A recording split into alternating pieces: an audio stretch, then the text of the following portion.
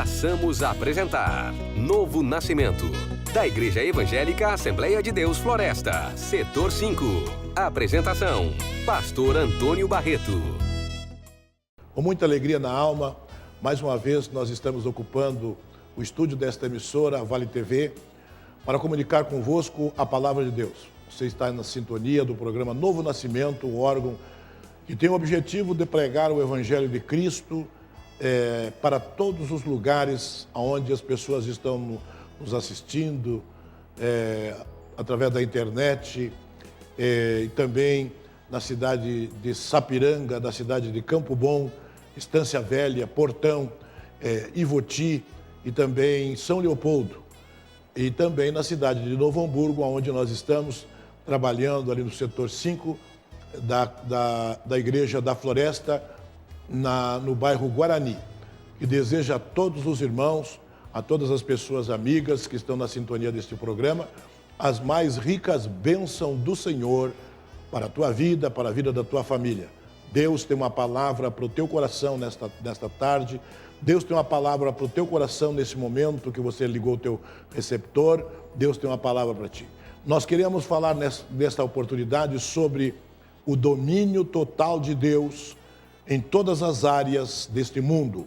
Deus, ele precisa ser aquela pessoa que domine o teu ser.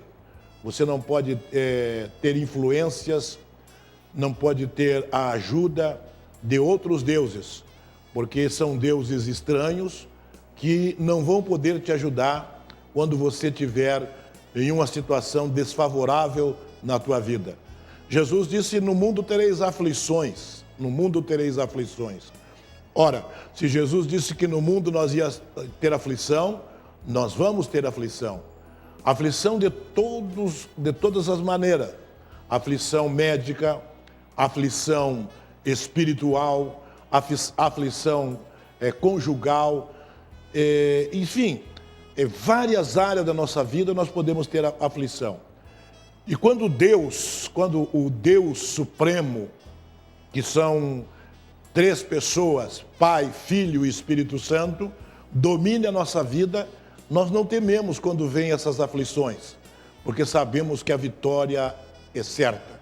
Nós queremos ler uma palavra de Deus e basear as nossas palavras neste programa sobre esse texto sagrado que está registrado no livro do profeta Isaías, capítulo de número 45, verso de número 5 até o verso de número 10.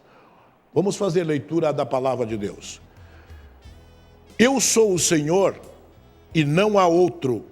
Fora de mim não há deuses. Eu te cingirei, ainda que tu não me conheças, para que saiba desde o nascente do sol e desde o poente que fora de mim não há outro. Eu sou o Senhor e não há outro. Eu formo a luz, eu crio as trevas e faço a paz e crio o mal. Eu, o Senhor, faço todas as coisas. Destilai vós, céus, dessas alturas, e as nuvens chovam justiça.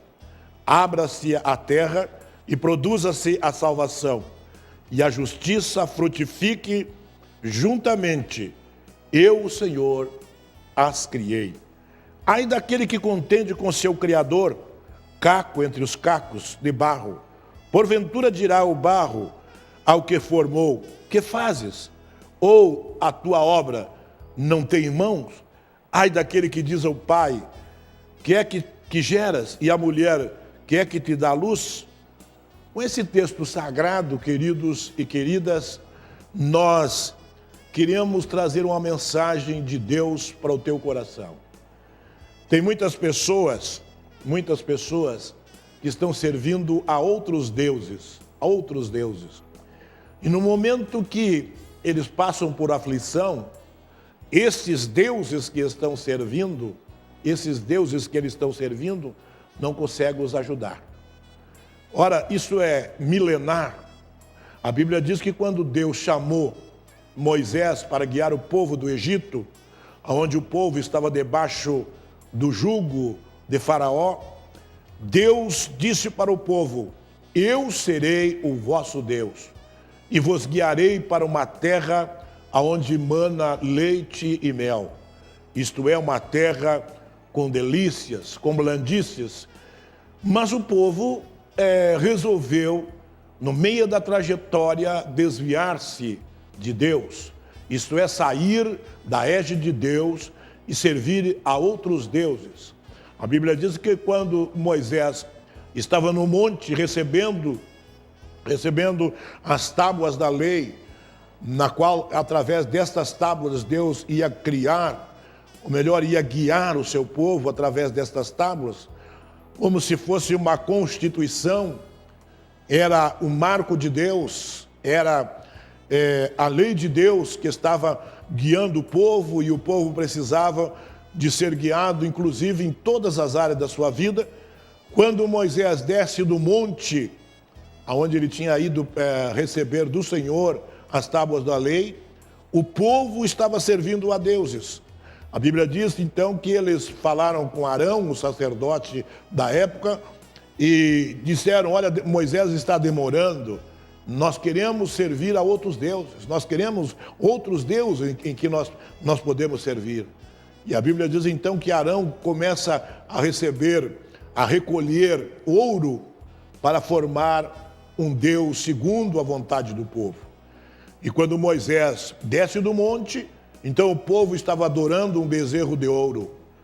E esse bezerro de ouro, representando outros deuses, não podiam guiar o povo. Não podiam guiar o povo.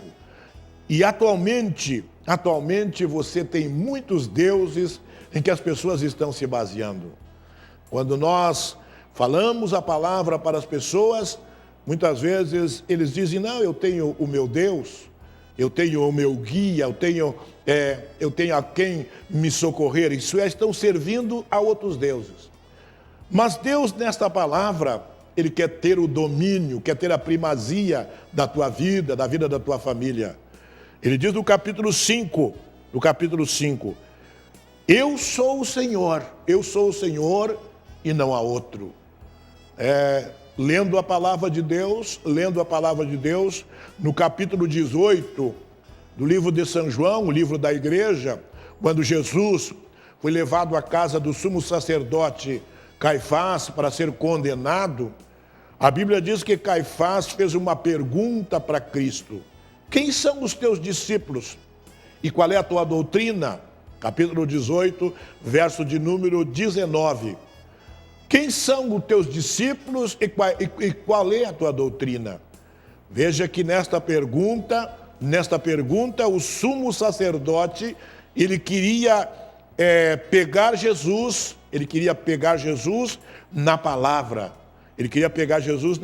Queria que o Senhor condenasse a si próprio.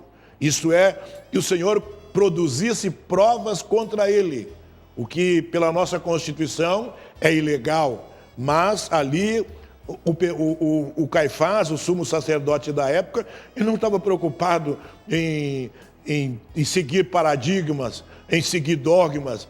Ele queria pegar Jesus na sua própria palavra. E a Bíblia diz então que ele vai fazer esta pergunta para Jesus, esperando uma resposta. Por que esperando uma resposta? Porque no capítulo de número 34, se não me falha a memória, do livro de Deuteronômio, ou melhor, do capítulo 34, verso 13, aquele que incitasse as pessoas para servir outros deuses, aquele que induzisse as pessoas para servir outros deuses, era considerado crime na lei de Moisés. Então o sumo sacerdote queria que Jesus dissesse que ele estava pregando uma doutrina diferente da doutrina que ele estava acostumado, que ele estava preparando os seus discípulos, como um exército celestial para pregar a sua palavra, e que esta pregação, isto é, esta adaptação que ele estava fazendo aos seus discípulos, iriam influir todo mundo. Quem são os teus discípulos e qual é a tua doutrina? Muita gente ouviu falar em doutrina na igreja Assembleia de Deus, quando eu fazia 38 anos que eu sirvo ao Senhor, eu muito ouvi falar em doutrina. Não pode isto, não pode aquilo. A igreja não pode usar bermuda, o obreiro não pode usar bermuda, a mulher não pode cortar o cabelo, não pode usar a roupa de homem, não pode usar a saia com um corte mais avantajado. Então essa era a doutrina que se pregava dentro da Assembleia de Deus. Mas a doutrina que o Caifás queria saber era a doutrina bíblica, a palavra que nos ensina, a palavra que nos adverte, a palavra que nos encoraja. Esta era a doutrina. E só Deus é que pode trazer esta doutrina que pode alicerçar a nossa vida, né?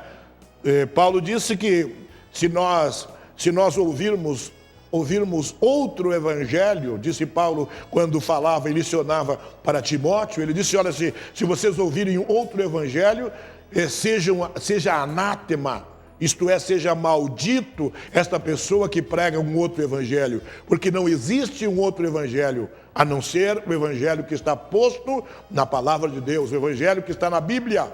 E esta doutrina, são doutrinas que nos conduzem à eternidade, que nos conduzem para o céu, que nos conduzem para a vida eterna. Quando o Caifás então fazia esta pergunta, quem são os teus discípulos? Disse ele, no capítulo 18, verso 19. Quem são os teus discípulos? E qual é a tua doutrina? A doutrina que nós pregamos é esta: não existe outro Deus. Não existe outro Deus. Esta é uma doutrina bíblica que nós queremos neste programa enfatizar para a tua vida. Nós vamos ouvir então a mensagem dos nossos colaboradores. Voltamos em seguida com a continuação deste programa.